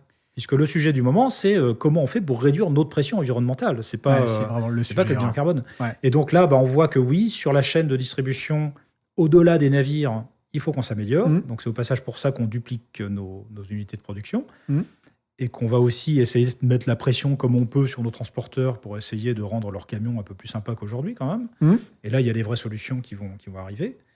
Mais on voit que ça demande un effort permanent. Là, tu parlais, là, il y a donc 9 limites. 9 limites. Ouais. Changement climatique, utilisation de l'eau douce, Ouais, cycle de l'azote. C'est ça, le cycle de l'azote et du phosphore qui est en fait indirectement lié au déséquilibre de l'agriculture conventionnelle. L'acidification des océans, C'est ça, la pollution chimique, oui. la charge atmosphérique des aérosols, Les aérosols, voilà. l'appauvrissement de l'ozone, Oui, celui de la biodiversité, Voilà. le changement d'occupation du sol. L'artificialisation, c'est le fait en fait de transformer une forêt en terrain agricole dans un premier temps, et dans un second temps, pire, d'y mettre un bâtiment. Ils évoquent un plancher social, Oui. avec un certain nombre d'autres critères. Eau, revenus, éducation, résilience, voie, emploi, énergie, équité sociale, égalité des sexes, santé et nourriture. C'est ça. Est-ce que vous avez placé des indicateurs face à chacun de ces critères? Alors, je ne les ai pas sous les yeux, là, mais effectivement, j'ai fait l'exercice volontairement de voir sur quoi Grain de Sale agissait au niveau des limites planétaires, donc le circuit extérieur, on va dire, mais également au niveau social. Ouais. Alors, je donne quelques exemples, juste pour montrer que ce n'est pas très compliqué tout ça. On a réussi au fil des années à monter nos salaires minimums à plus 18% au-dessus du SMIC. Donc, première chose, de manière à tout simplement faire en sorte que les gens qui travaillent chez nous, en étant à plein temps, se disent pas, arrivé au 15 du mois, zut, j'ai plus de sous. Enfin, ça n'a pas de sens. Non, mais tu sais que, est-ce que je peux faire une parenthèse? Moi, c'est un truc délirant. Ça veut dire que depuis toujours, je constate que l'État subventionne les très bas salaires en disant, bon, écoutez, les opérateurs économiques vont payer moins de charges ou voire plus de charges du tout en fait sur le SMIC, alors qu'il n'y a aucune incitation à payer davantage que le SMIC. Oui, alors après, c'est un choix d'entreprise, hein, pour le coup. Moi, j'ai estimé que je ne pouvais pas, en tout cas, laisser des salariés chez nous sur des salaires que j'estime trop bas, même au SMIC. Ça n'a pas de sens. 1 300 € net par mois, aujourd'hui, on ne fait rien avec ça. Donc voilà, j'ai essayé en tout cas de prendre ma part. On offre également en interne la possibilité pour ceux qui le souhaitent d'investir dans notre entreprise directement, donc à travers d'une structure qui s'appelle Grain de Sale Participation. Et qui permet du coup de devenir actionnaire en fait, de la holding Grain de Sale, tout simplement. Donc ça, on l'a fait. On a aussi les aides Déjeuner dehors qui nous accompagnent depuis le tout début, depuis les cafés. Tu as eu un prix pour ça d'ailleurs. On a eu plusieurs. Même, c'est top. Et c'est des ouvriers en situation de handicap qui fonctionnent avec nous et ça se passe très bien. Et pour le chocolat aussi, évidemment. Et voilà, c'est une approche qui essaye d'adresser toutes les problématiques du moment, qui sont à la fois sociales et environnementales. Et d'autres exemples au niveau environnemental, donc les produits bio, ça c'est un peu la base. On essaye d'économiser l'énergie. La chocolaterie de Morlaix, ça se voit pas, mais elle est couverte de photovoltaïque. 230 kW quand même en puissance sur la toiture. Mmh. On a un circuit d'eau fermé, en circuit fermé pour essayer d'économiser l'eau également, donc au niveau des systèmes de refroidissement des concheuses, qui sont les machines qui font le chocolat. Évidemment, le transport maritime décarboné. Enfin voilà, on essaye de montrer, et c'est ce que j'essaye de faire de temps en temps en présentant ça notamment à des chefs d'entreprise, qu'aujourd'hui, une entreprise, comme nous-mêmes d'ailleurs en tant qu'individus consommateurs, on est en capacité d'agir concrètement. Il n'y a pas besoin d'attendre je ne sais quelle technologie ou je ne sais quelle décision politique. D'ailleurs, chacun doit prendre sa part, puisqu'on est co-responsable de ce qui se passe. Quand même. Là, il faut le dire. En tant que consommateur, on est largement co-responsable, surtout dans les pays développés, de la catastrophe climatique en cours. Et environnementale, d'ailleurs. Ouais. Donc, c'est à nous d'agir en tant que consommateur, en tant qu'acheteur, donc le fameux consommer moins, consommer mieux, en tant qu'entreprise, en regardant toutes les problématiques de l'entreprise et en essayant de les améliorer sur chacune des limites et également sur les critères sociaux. Parce que, alors c'est pareil, nous, par exemple, 0 dividende. On ne se verse jamais de dividende par principe. Ah ouais. Nous, ce qu'on veut, c'est que ça soit l'entreprise qui bénéficie justement du bénéfice. Je ne vois pas pourquoi on irait sucer le sang de l'entreprise une fois par an. En tant que patron, voilà, on s'en met plein les poches, on part avec nos dividendes, on est content, on va s'acheter des cadeaux. Quoi. Ça n'a pas de sens. Non. Ça, on ne le fait pas. Ça fait partie maintenant de ce qu'on communique, même volontairement. On ne souhaite pas se verser de dividendes. Et du coup, d'ailleurs, ça rend l'entreprise plus forte. Parce que tout l'argent reste dans l'entreprise pour pouvoir réinvestir. Oui, il y a aussi peut-être une question d'engagement, parce que si les salariés et les collaborateurs voient qu'au final, la seule chose que vous prenez, c'est votre salaire et que les sous produits par l'entreprise... Ça n'a pas de sens. Je pense qu'aujourd'hui, c'est peut-être d'ailleurs un peu la différence entre développer une entreprise aujourd'hui et le faire il y a 20-30 ans, c'est qu'on essaye de donner du sens à l'entreprise. Vraiment pour que déjà nous-mêmes, on y adhère pleinement, quoi. Et puis que tous les salariés le fassent aussi, qui sont d'ailleurs maintenant pour la plupart actionnaires, du coup. Ouais. Donc on est un peu tous dans le même bateau, c'est le cas de le dire, mais on est dans le bateau avec plaisir, quoi. C'est un bateau qui est quand même sympa. Justement, pour parler des dividendes, moi je me souviens d'un chef d'entreprise de PME, et probablement en fait que quand on gère sa boîte, qu'on y a mis toutes ses tripes, d'ailleurs aussi son argent en investissement et en temps, mais en tout cas, je me souviens très bien en fait d'un reportage avec chef d'entreprise d'une PME française qui montrait la corrélation entre sa rémunération et la croissance de l'entreprise. Et en fait, on voyait une droite qui progressait, mais sans discontinuer. C'était la croissance de l'entreprise. D'accord. Et sa rémunération, en fait, qui progressait aussi. Et peu importe les accidents de croissance, parce que évidemment on peut faire du plus 5, plus 10, et parfois en fait on se casse un petit peu la gueule. Et en fait, qu'il se casse la gueule ou qu'il fasse plus 30, en réalité, il avait toujours une progression très rythmée et très stabilisée de sa rémunération. Et on voyait que sa rémunération n'était pas indexée sur la performance de la boîte. Au contraire. Oui, mais ça c'est très bien. Il faut montrer l'exemple. Nous, on a un autre critère que je n'ai pas cité, mais c'est qu'entre les salaires les plus bas et les plus élevés, le mien compris, je précise quand même, il y a un facteur 3 maximum. Ah, max. Voilà, et on s'y tient. Donc ça veut dire que pour t'augmenter, il faut augmenter tes collaborateurs. Exactement. Non, mais c'est vrai. Mais après, c'est... Ouais. Enfin, moi, j'estime ne pas non plus avoir besoin de... Je cours pas après l'argent. C'est pas trop mon truc, puisque de toute façon, quand on a de l'argent, faut le dépenser. Du coup, il faut acheter des produits. Et bref, c'est l'inverse du consommer moins, consommer mieux. Donc, absolument. Je pense qu'il y a aussi d'autres plaisirs dans la vie. Le simple projet, d'ailleurs, tel qu'on l'a conçu, franchement, on se marre. Il y a du plaisir à développer tout ça. Quand nos marins sont en plein milieu de l'Atlantique et nous envoient une vidéo par satellite, moi je suis comme un fou, je la regarde comme les autres et on prend du plaisir à ça.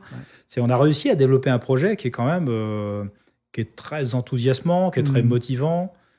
Et donc c'est ça en fait le cadeau. C'est pas de se payer indûment, on va dire, en fin de mois. Alors, est-ce qu'il y a un autre cadeau qui serait de l'autre côté de la chaîne? Parce que là, on parle de la production, de la commercialisation, du transport, de l'acheminement. Il y a aussi celui de la culture, du café et du chocolat sur place. Donc, avec la sélection des fournisseurs, avec probablement l'identification de ces fournisseurs et donc de la manière de la juste rémunération des producteurs. Oui. Comment ça marche tout ça au sein de Gransale ? Ça, c'est pareil. Donc, c'est quelque chose qu'on a découvert au début, puisque je rappelle qu'on n'y connaissait rien dans tout ça, en agroalimentaire en tout cas. Donc, il a fallu qu'on découvre un peu les systèmes de production. Alors déjà, il y a 2 éléments de base auxquels nous, on a fait attention, sur notamment les cafés et les cacao. C'est de faire en sorte qu'on soit sur une agriculture bio, ce qui est un peu la base quand même. Donc, je rappelle, bio, biodiversité, ça sonne pareil. Et puis, parallèlement, un autre principe de culture qui est l'agroforesterie, qui consiste à faire un peu l'inverse de ce qui s'est hélas passé en Afrique, qui consiste à prendre une forêt, à dézinguer tous les arbres et y planter à la place des cacao ou du café. Alors que l'agroforesterie, ça consiste à planter entre les arbres des cacaoyers ou du café, qui sont du coup protégés par la canopée des grands arbres, qui étaient là bien avant, et du coup d'avoir également une production qui est plus costaud, plus résiliente, et qui résiste beaucoup mieux aux aléas climatiques, et notamment à la sécheresse. Donc aujourd'hui, le couple agriculture bio et agroforesterie, c'est ça qu'on essaye de pousser. Après, on a constaté que le système équitable, tel qu'il est fait aujourd'hui, c'est une très bonne idée, évidemment, et ça part d'un très bon sentiment. Mais on voit qu'au fil des années, l'argent qui descend de la prime équitable, qu'on paye tous en tant que consommateurs, a tendance à s'arrêter un peu trop au niveau de la coopérative et ne va pas descendre au niveau des producteurs.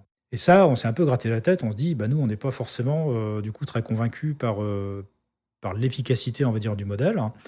Et donc, ce qu'on est en train de mettre en place là, en ce moment, c'est de faire un peu de l'équitable nous-mêmes. Donc, en réservant budgétairement une prime, c'est assez facile. Moi, je le fais en fonction des quantités qu'on prévoit sur l'année. Donc, on réserve une somme d'argent qui est fait pour ça. Et on va essayer, là on essaye d'innover un petit peu là-dedans, de passer soit par une ONG ou par un groupement, de manière justement à favoriser la conversion en bio et de favoriser les projets d'agroforesterie.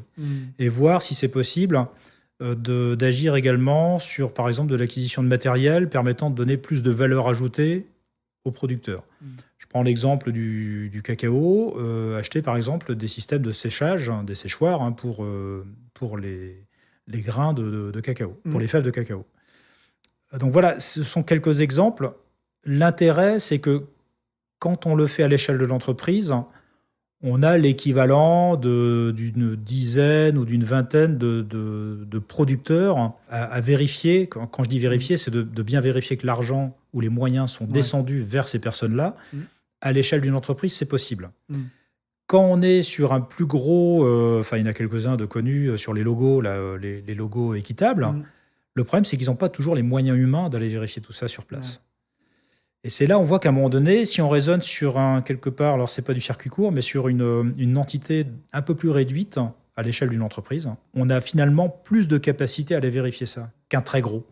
Et donc, Gransale va essayer au fil des années de faire de l'équitable à la sauce Gransale, sans logo. Mais après tout, moi, je m'en fous des logos. Moi, ce qui compte, c'est que nos producteurs, au final, aient bien bénéficié des budgets qu'on réserve. Et ça, c'est super intéressant, ce que tu dis, et ce qui nous achemine un petit peu vers la fin de cet épisode, c'est que le récit, finalement, de Gransale ne passe par aucun marqueur que l'on peut retrouver de manière un petit peu classique, de façon un peu marketing, dans l'appropriation d'éléments de langage du secteur. L'entreprise à mission, les sociétés à impact, la labellisation Bicorp, etc. etc. Tout ça sont des grands mots, mais au final, ce ne sont pas les mots qui comptent, ce sont les actions. Mais normalement, en fait, c'est censé témoigner, ces sortes de certification, ça témoigne un petit peu, ça facilite un peu la connaissance du consommateur pour choisir un peu. Mais c'est vrai que peut-être que les consommateurs Gransale sont hyper fidèles, connaissent, ils s'informent. Ils connaissent, on essaye d'expliquer ce qu'on fait, mais après, j'avoue que je ne suis pas forcément très fan de toutes ces médailles, un peu comme les grands généraux russes, avec des médailles de tous les côtés sur leur costard militaire. Là. On ne fait pas tellement les choses pour le montrer, on fait les choses parce que on est convaincu qu'il faut les faire déjà. Alors après, on l'explique quand même sur le site. Il y a une rubrique notre philosophie durable sur le site internet de Gransale, gransale.com, qui explique à la fois tout ce qu'on a déjà fait et surtout tout ce qui reste à faire. Parce qu'en fait, c'est sans fin. Et c'est ça aussi une des finalités dans notre manière d'opérer, c'est qu'on estime qu'on n'est jamais arrivé au bout. Et donc, tout le temps, on se pose la question de ce qu'on est capable d'améliorer. Et c'est ça aussi le bon état d'esprit, je trouve, dans le monde de l'entreprise et même de nous en tant qu'individus. C'est On est quand même 8 milliards sur Terre. On exerce du coup une pression environnementale qui est quand même colossale. Je pense que si on voulait vivre de manière durable avec, disons, un comportement de consommateur de pays développés, il faudrait plutôt qu'on soit 2 milliards. Disons 3, soyons fous. Mais 8, non. 8, ça passe pas. Non. Donc, il y a deux solutions. Soit on réduit la démographie, ce qui peut être aussi une solution. Hein. Moi, je pense qu'on devrait être moins. Il faut peut-être arrêter de se reproduire comme des lapins, quoi. Et puis, parallèlement, d'essayer de modifier nos habitudes, comme on l'a dit, pour tendre vers du consommer moins, consommer mieux. Mais voilà, il faut être factuel. Hein. Et là-dessus, effectivement, moi, j'ai pas besoin de dire qu'on est entreprise à mission alors le B Corp, on va quand même essayer parce que c'est un niveau de certification qui est tellement costaud qu'on va quand même, on espère en tout cas pouvoir être certifié B Corp en 2025. Ouais, c'est bien. Mais là, c'est un peu balèze, mais on va s'y mettre. Hein. Je pense qu'on va pour une réussir. entreprise aussi super structurée comme la tienne. On fait ce qu'il faut. Là, d'ailleurs, on est en plein audit ISO demain. Tiens, pas plus tard que demain, on fait notre audit ISO. C'est quoi, c'est l'ISO 26000 ISO 9000. Non, ISO 9000 pour commencer. Ah oui, d'accord, okay. On est tout jeune. Hein, on oublie ça, mais GrainSale a commencé en 2013, donc on a juste 10 ans. Ouais. Donc là, on va faire l'ISO, le bilan carbone qui est en cours, et de manière à effectivement obtenir la certification B Corp en 2025, normalement. Et de petit à petit se développer en restant cohérent, à la fois sur le maritime, en rajoutant des navires. Donc là, on est en train de raisonner sur plusieurs navires, hein, déjà, 4, 5 navires, toujours opérer sur l'Atlantique, développer petit à petit d'autres unités de production sur la côte est des États-Unis, en Europe, et montrer qu'on peut avoir un modèle, en tout cas, de développement qui reste plus vertueux, avec un minimum de pression quand même. Hein. N'oublions pas le cercle intérieur du donut qui est la pression minimum. C'est-à-dire le fait d'être sur Terre, même si on prend l'éducation, par exemple, scolaire, l'éducation scolaire nécessite de faire une école. Une école génère une pression environnementale. Donc, on ne peut pas tomber à zéro. Ça, c'est impossible. Il faut juste faire attention à ces fameuses limites hautes. C'est celle-là qui compte, le fameux plafond environnemental. Et donc, on essaye de développer ce modèle GrainSale en tenant compte de ces fameuses 9 limites.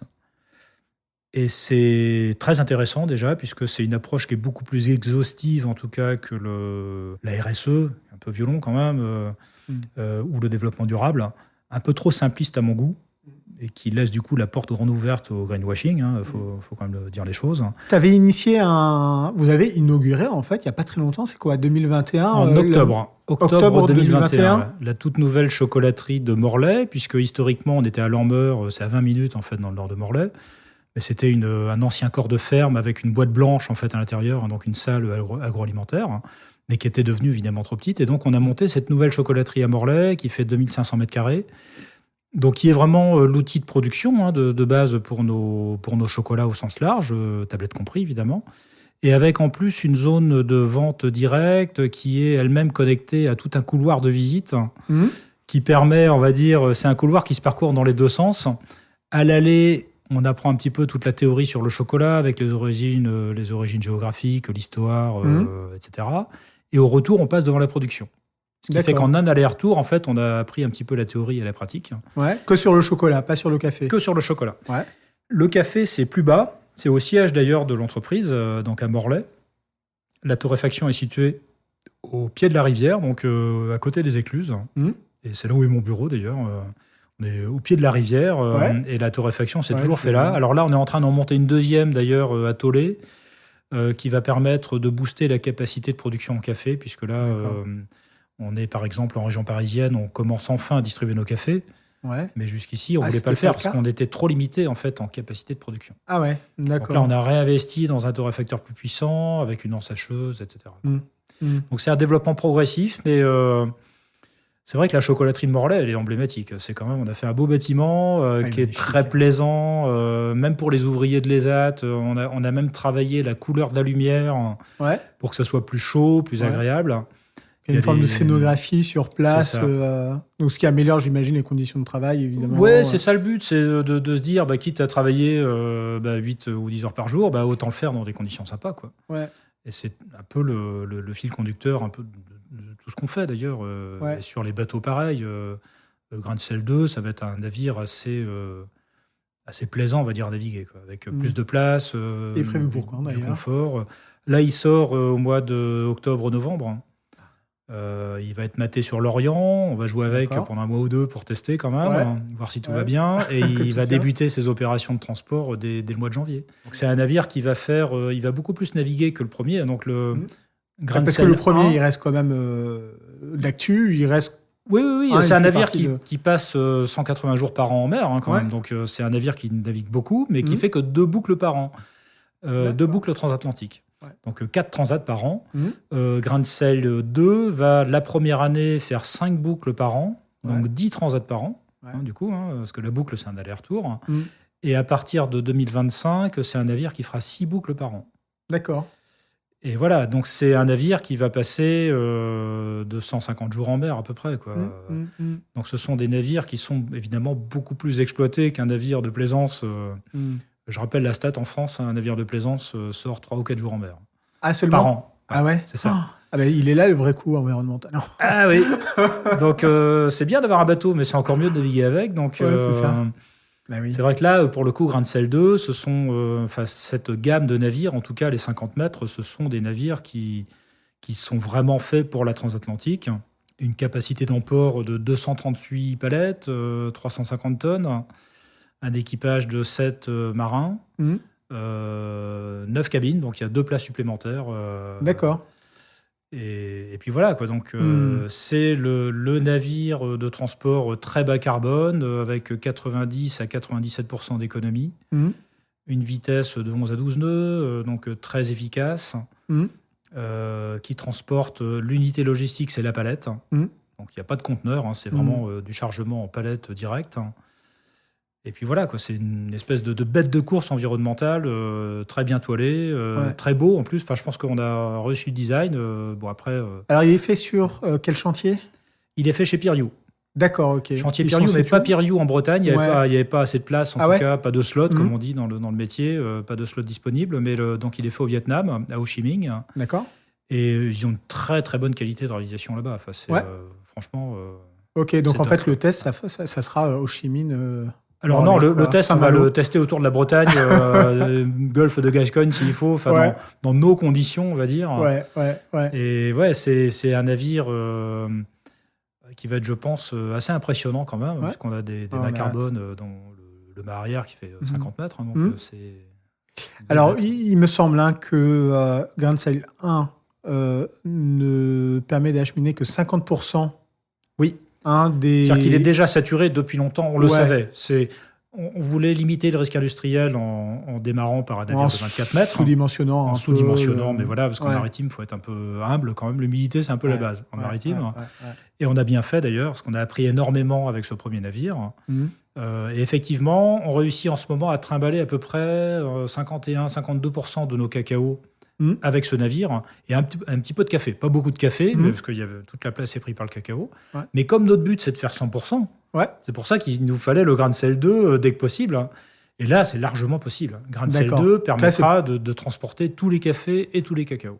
Ok. Voilà. Très bien. Et plus, d'ailleurs, chargeurs il en restera plus encore de de la 20, place quoi. pour des chargeurs, pour transporter d'autres types de produits. Donc, c'est un navire qui va être. Oui, parce que tu bien vas occupé. ouvrir en fait le Grand Sail 2 à d'autres On entreprises ouvre nos pour cales, d'autres contenances. on ouvre nos cales, effectivement, pour d'autres chargeurs. Et à tel point d'ailleurs que donc il y a actuellement 2 entités principales chez Grand Sail. Donc Grand Sail qui est l'entité qui fait les chocolats, Grand Sail Shipping qui est l'armement maritime, donc propriétaire et exploitant des navires. Et on va rajouter là, donc dans les jours à venir Grand Sail Logistics qui sera donc l'opérateur, l'organisateur, on va dire, des transports, à la fois pour le compte de Grand Sail et des différents chargeurs ou freight forwarders, transitaires. Et de manière à pouvoir, même au niveau de ce qu'on appelle la commission de transport, puisqu'on est commissionneur de transport, donc on a cette capacité à organiser des transports d'un point A à un point B.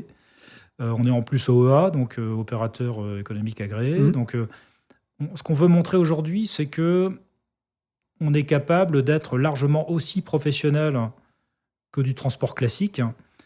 J'aimerais même, à la limite, qu'à un moment donné, nos clients, chargeurs ou freight forwarders oublient que c'est un bateau à voile et qu'on normalise quelque part cette notion de transport fortement décarboné.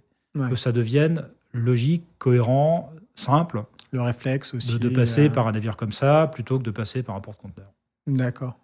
On est passé un petit peu vite là sur la chocolaterie et Oui. sur le parcours pédagogique, sur comment ça se passe. C'est un parcours tout simple. Alors déjà, c'est pas cher, c'est 3 €, je crois, le parcours. Donc le but, c'est pas de dépenser de l'argent là-dedans, c'est de venir et de comprendre un peu ce qu'on a voulu faire. Et c'est à la fois destiné à des scolaires ou à des adultes, évidemment, pour vraiment comprendre. Alors, il y a plusieurs niveaux de lecture. On peut passer rapidement ou au contraire creuser un peu le sujet. Donc, il y a beaucoup d'informations, mais qui ne sont pas que des affiches fixes. Il y a beaucoup d'écrans, il y a des vidéos, il y a plein de choses en fait, qui sont montrées. Donc, c'est très vivant. Il y a même un jeu vidéo, à un moment donné, qui est un jeu qui consiste à correctement concher. Donc, l'opération de conchage, c'est ce qui permet de réduire la taille des particules, notamment pour faire du chocolat bien fluide, donc sous les 25 microns. Et une autre partie du jeu qui consiste à aller développer ce qu'on appelle les bêta 5, qui sont les cristaux qu'on cherche à développer dans le chocolat pour avoir un chocolat bien brillant, bien cassant. D'accord. Sachant qu'il y a également les bêta 1, bêta 2, bêta 3, etc., que ceux-là, qui sont plutôt à éliminer. Nous, ce qu'on veut, c'est les bêta 5. Voilà. Fait comment pour les avoir? C'est une histoire de courbe de température qui est bien connue dans le monde du chocolat. Ouais. D'accord. Donc, on a un chocolat décristallisé à 45 degrés. On va faire baisser la température à peu près à 28. Là, il y a tous les cristaux qui se développent. Et on fait remonter la température à peu près à 31 degrés, 5. Ouais. Il se fait que seuls les bêta-5 résistent à cette température-là. Ah ouais. Et hop, après, on redescend. Et donc, D'accord. on a créé un chocolat qu'on appelle un chocolat cristallisé. D'accord. Et en refroidissant, ça va générer un chocolat bien brillant, bien cassant.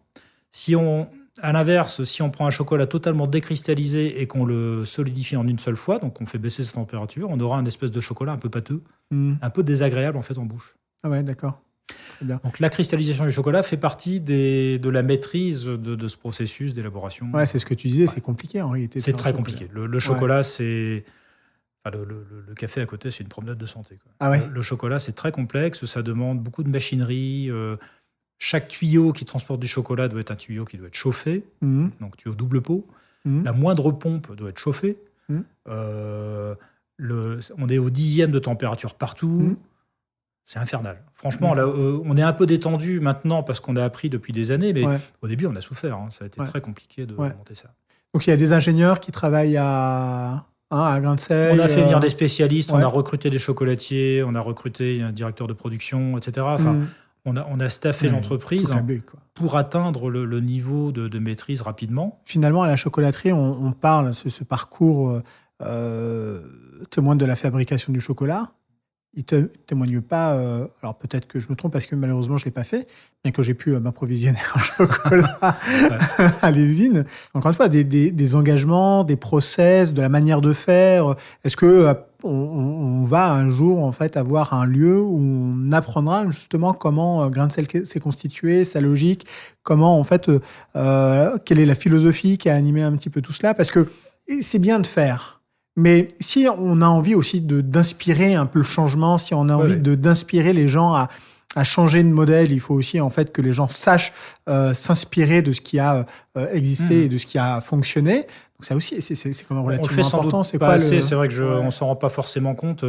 Là d'ailleurs, ce podcast est intéressant pour ça parce que il laisse le temps d'expliquer les choses quand même dans un niveau de détail plutôt satisfaisant, en tout cas je trouve. Mais il est vrai que ce niveau d'explication, il n'est pas toujours facile à communiquer au travers d'un simple packaging. On essaye de le faire au travers du site internet, mais qui est déjà assez verbeux. Il faut aller le voir quand même, il y a de la matière. Ouais, il y a de l'info. Mais alors justement, je pense que la rubrique, au passage, notre philosophie durable, est peut-être la rubrique un peu clé dans tout ça, puisque on montre très concrètement justement ce qu'on a mis en place. Ouais. Donc là, si on veut vraiment en apprendre plus sur Grain de Sel, je pense que c'est là qu'il faut aller. Ouais. Elle est dans le menu principal, notre philosophie durable, graindesel.com. Et c'est là où on essaye de détailler toutes les actions qu'on mène en parallèle, du coup. Et j'insiste sur le mot, c'est pas du tout du séquentiel, on fait plusieurs choses en même temps. Et pour essayer de répondre à cette problématique globale des limites planétaires et des contraintes sociales. D'accord. Il y a peut-être d'autres objectifs à mener pour, d'ailleurs, participer à des podcasts, avoir une visibilité dans les médias. avoir un contact aussi proche, direct, peut-être par les packaging, peut-être directement par les usines. On a eu cette chance quand même dès le début d'avoir un sujet qui était suffisamment enthousiasmant pour que on ait pas mal de journalistes qui sont venus nous voir spontanément pour faire des reportages. On a eu des reportages sur TF1, France 2, M6, Le Guardian, enfin tout quoi, le New York Post. Enfin, c'est assez étonnant à quel point on a soulevé l'enthousiasme, en tout cas par rapport à notre projet. On avait notamment pendant la crise Covid des journalistes qui venaient parce qu'ils en avaient ras-le-bol de traiter des sujets qui étaient un peu déprimants. Ah, ils voulaient un truc Ils de venaient paysan, chez quoi. nous, au moins chez vous, il y a du positif, ça marche. Donc, Ouais. on a eu beaucoup de communication et donc, quelque part, la notoriété de la marque Grain de Sel vient aussi un petit peu de ça quand même. Ouais. C'est là où on voit le fameux effet du cercle vertueux. Quand on veut vraiment bien faire les choses, on se facilite un petit peu le travail en même temps. Donc, ce qui pourrait passer pour des contraintes de finalement essayer de baisser notre pression environnementale et d'améliorer le social, en fait, c'est que du positif. L'entreprise fonctionne mieux grâce à ça. On communique mieux sur nous, on recrute plus facilement. Enfin, franchement, moi, j'aurais aucune raison aujourd'hui de revenir en arrière et de modifier notre manière de faire. C'est pas du tout une contrainte, en fait. Quand on le fait vraiment, Ouais. on le fait vraiment, j'insiste. La question, en fait, de dire qu'on est vertueux, il faut le prouver. Ouais, Et c'est vrai que si on arrive à témoigner de cela, notamment à ses collaborateurs, on a davantage d'engagement. Et c'est pareil avec, j'imagine, les clients. Si la promesse est livrée, on la livre parce qu'on arrive justement à mener toutes ces actions, ils seront au rendez-vous. Et quand c'est factuel, il y a un moment donné, c'est pour ça que je prends régulièrement le temps d'expliquer concrètement comment on a fait les choses. Il n'y a pas de secret, déjà. Dire qu'on a mis du photovoltaïque sur la chocolaterie, franchement, c'est pas un problème, quoi, au contraire. Et donc, ça montre simplement qu'aujourd'hui, on a vraiment des leviers pour agir de manière très concrète et qu'il suffit de s'en donner un peu la peine, quoi. Ouais. C'est pas si compliqué que ça. Ouais. Il faut surtout pas chercher à trop intellectualiser, on va dire, la recherche de solutions. Je pense qu'il n'y a rien de pire. Au contraire, il faut regarder les choses de manière pragmatique et un peu exhaustive aussi, quand même. Ouais. Pas se limiter qu'au bilan carbone. On parle beaucoup des gaz à effet de serre et du climat, et c'est normal, c'est un vrai sujet, mais si seulement il y avait que ça. Ouais, mais aussi la dimension sociale avec les actes. C'est ça, voilà, de nombreux sujets. Et en plus, si les consommateurs vraiment se disent je fais un geste pour la planète ou pour la société en règle générale, et qu'en plus, en fait, j'y prends du plaisir, c'est tout bénef. Ben oui, c'est ça. Et c'est une philosophie de vie, un petit peu aussi. Je pense qu'on doit tous mieux cohabiter sur la planète. Donc la prise de conscience, je pense qu'elle est réelle. Mais après, il ne faut surtout pas sous-estimer la difficulté de nos changements d'habitude. C'est là où la fameuse innovation comportementale, c'est ça qui va être le vrai sujet à venir. C'est qu'on se mette tous collectivement à évoluer dans nos manières de consommer. On dit souvent, par exemple, que les jeunes sont très au fait des problématiques environnementales, et c'est vrai. Mais pour autant, les jeunes adorent aller commander sur Internet tout et n'importe quoi. Ouais. Donc on voit qu'il y a déjà un écart comportemental là, qu'il faudrait quand même améliorer, quoi. Ouais. Donc la nature humaine, on a tous un circuit de la récompense qui est une espèce de cercle sans fin où il faut toujours acheter plus pour se faire plaisir et en fait on n'en a jamais assez. Et la nature humaine est assez mal faite de ce côté-là. Le circuit de la récompense fonctionne pleine balle depuis des décennies. On s'y est même habitué. Donc aujourd'hui, circuler dans une voiture fossile, c'est normal. S'acheter 10 t-shirts faits en Chine, c'est normal. Non, en fait, c'est pas normal. Non, donc c'est ça qu'il va falloir petit à petit. Il faut prendre conscience en tout cas de tout ça et modifier nos comportements. L'innovation comportementale, consommer moins, consommer mieux, relocaliser pour le coup, pour qu'il y ait de l'offre. Qu'on ait enfin le choix en France notamment, et dans chacun des pays, de pouvoir acheter des vêtements ou des légumes plus locaux, des voitures un peu plus vertueuses ou plutôt prendre le train, éviter d'autres prendre l'avion. Donc là, c'est pareil, ça fait mal quand on se dit, non, je choisis de pas prendre l'avion. Franchement, ouais, c'est ça. Ça fait pas plaisir, mais bon, pour l'instant, en tout cas, on n'a pas d'autre solution. Peut-être qu'un jour, d'ici quelques décennies, on aura peut-être trouvé quelque chose. Je ne sais pas. Il ne faut pas non plus voir les choses de manière trop noire. Mais en tout cas, aujourd'hui, il y a une urgence, donc on essaye d'y répondre. Alors, c'est intéressant parce que ta démarche, en tout cas, moi, ce que je comprends de ton propos, c'est que il ne faut pas non plus privilégier aujourd'hui des solutions trop radicales. Non, parce que la radicalité n'emporte pas l'adhésion. C'est un peu ça la difficulté. Alors, c'est un équilibre, hein, évidemment, mais il faut être à la fois quand même assez péchu, quoi. Le problème, il est réel, hein, donc il ne faut pas non plus faire semblant. Mais tomber dans la radicalité, c'est la meilleure manière que personne ne suive, hein, sauf les radicaux qui vont représenter 5%, quoi. Et donc, on n'aura pas résolu le problème. Donc, il faut être un peu plus malin que ça. Il faut quand même essayer de donner envie d'évoluer vers ça. Et pour donner envie, c'est continuer à produire du café et du chocolat, par exemple. Mais le faire différemment. Et le faire différemment, voilà. Ouais. La radicalité, moi, j'avoue que je suis toujours très sceptique, hein. C'est des approches un peu jusqu'au boutiste, évidemment, mais qui, en volume, en tout cas, ne transforment pas l'essai, quoi. Ouais, je suis d'accord. Je suis d'accord, d'autant que j'avais participé à un atelier, je ne sais pas si tu connais Deux Tonnes, hein, l'association Deux Tonnes. Bon, c'est une association où on peut, qui fait de la pédagogie sur les choix individuels et collectifs, sur la façon dont on peut atteindre l'objectif de diminution de notre bilan carbone à 2050. Et il s'avère que 2 tonnes, c'est la production carbone individuelle que nous devrions... c'est la limite, en fait. C'est la limite à atteindre en 2050. Il s'avère en fait que moi, quand j'avais fait le test et le bilan, j'étais pas très bon élève. Enfin, j'étais meilleur élève. En fait, il s'avère que la moyenne, qui est à 10 tonnes, j'étais à 7,9. Et donc, c'est pas 2, quoi. C'est pas 2, mais c'est loin quand même. Entre 8 et 2, c'est énorme. Alors après, le transport, la voiture individuelle notamment, est un des gros éléments d'économie carbone, si on commence à s'intéresser à ça. Donc après, il faut regarder effectivement quels sont tous les secteurs sur lesquels on peut faire évoluer. Et alors là, en fait, l'atelier, on essaie de faire de choix sur à la fois la décision personnelle, individuelle et sur les choix collectifs, donc de niveau à niveau macroéconomique. Et on voit évidemment en fait que c'est la conjugaison des deux.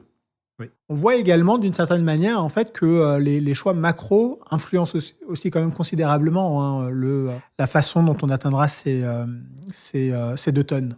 En tout cas, l'objectif, il est intéressant parce qu'au moins, il matérialise un petit peu déjà l'effort qu'il faut produire. Donc, on se rend compte qu'on est quand même loin de l'objectif, hein, effectivement. Et ça permet au moins de donner une cible. Je pense qu'on a tous besoin de ça quand même. Et puis, on voit qu'il ne faut pas faire les choses à moitié, hein. Non, mais puis on voit aussi, en fait, en vérité, que si même on prenait les décisions les plus radicales, on n'y arrivait pas. Ah non, ça, c'est clair. Et alors, c'est là où la nature humaine pose problème, hein, quelque part. La notion d'autodiscipline environnementale n'existe pas chez l'humain. On est tous un peu égoïstes, finalement. On aime bien se faire plaisir, une fois de plus. Et on n'a pas un comportement collectif vertueux. Enfin, pas spontané, en tout cas. Spontanément, on ne le fait jamais, ça. Et c'est bizarre, hein, l'humain est câblé de manière un peu étrange. C'est très égoïste. On est capable de tendre vers une espèce d'autodestruction quasi inévitable, sans que ça pose de soucis majeurs. Et puis en fait, c'est vraiment quand on est dos au mur qu'on arrive à prendre les bonnes solutions. Alors dos au mur, on finit par bouger un peu quand même. Mais le mur, il va être costaud, hein. Ça, il est super épais, quoi. C'est ça. Et on arrive vite. Comment tu vois Grand Sail dans 25 ans ? Sans doute une entreprise qui aura continué à grossir, a priori, mais j'espère que d'ici là, on aura réussi à quelque part s'améliorer dans le plus de compartiments possible. C'est-à-dire par capillarité, petit à petit, on aura réussi à raffiner tout notre modèle pour être le plus bas possible en pression environnementale sur tous les aspects, quoi. C'est un vrai travail de fond, il faut travailler tout le temps, essayer de... Là, on est en train de refaire un système, par exemple, de récupération d'énergie au niveau de la chocolaterie. C'est-à-dire qu'on a fait une V1, on a construit, on s'est rendu compte qu'il y avait des défauts, donc on les corrige. On ne se pose pas la question, on les corrige. Tu ne dis pas qu'à terme, quand même, que la partie shipping prendra le pas sur la partie torréfaction, chocolat ? Est-ce que tu penses que j'aimerais autant que ça soit équilibré. J'aimerais autant que ça soit équilibré, si possible, en tout cas. Ce sera sans doute le cas, d'ailleurs. Après, nous, on n'a pas de limite particulière au niveau de notre développement. L'idée étant de proposer des produits qui soient justement à pression environnementale plus faible. Donc ça, c'est plutôt bien, quand même, de continuer à se faire plaisir avec des cafés, des chocolats, de l'huile d'olive, des bons vins, du rhum. Parce que la vie reste quand même du plaisir. Il faut éviter quand même cette écologie qui peut des fois qui peut passer pour une écologie un peu punitive. Je ne pense pas que c'est avec une écologie punitive qu'on va embarquer tout le monde, puisqu'on a besoin d'embarquer aussi la population générale. On a besoin que tout le monde s'y mette. C'est un effort collectif au niveau des entreprises et au niveau de nous tous en tant que consommateurs. Donc il faut qu'il y ait du positif là-dedans quand même. Et on espère qu'avec nos bons chocolats, nos bons cafés, on injecte un peu de positif dans tout ça et que la vie continue à être aussi belle que possible sur une planète qui est quand même toute petite, quoi, finalement. Et où il y a Gransai. Et où il y a Gransai. Et voilà. Merci Jacques. Merci à toi. Parole publique. Bravo et merci d'avoir écouté cet épisode jusqu'à la fin. J'espère que ce moment passé ensemble vous a été utile. Et si c'est le cas, n'hésitez pas à partager cet épisode autour de vous. Vous savez à quel point la recommandation est puissante. Alors choisissez 1, 2 ou 3 personnes de votre entourage et montrez-leur la voie. Ce qui marche bien aussi, c'est de nous suivre sur votre plateforme d'écoute préférée. C'est de laisser un commentaire et c'est de mettre 5 étoiles si l'épisode vous a plu. Et si vous avez des idées ou des remarques à nous adresser ou si seulement vous avez envie de nous envoyer un petit mot doux, eh bien faites-le à l'adresse suivante: bonjour@parole-public.fr. Vous pouvez également vous inscrire à notre newsletter sur notre site internet www.parole-public.fr. Tous les mois, vous y retrouverez du contenu inspirant et le lien vers le nouvel épisode du podcast. Je suis Fouad Souak et je vous dis à bientôt. Nous ferons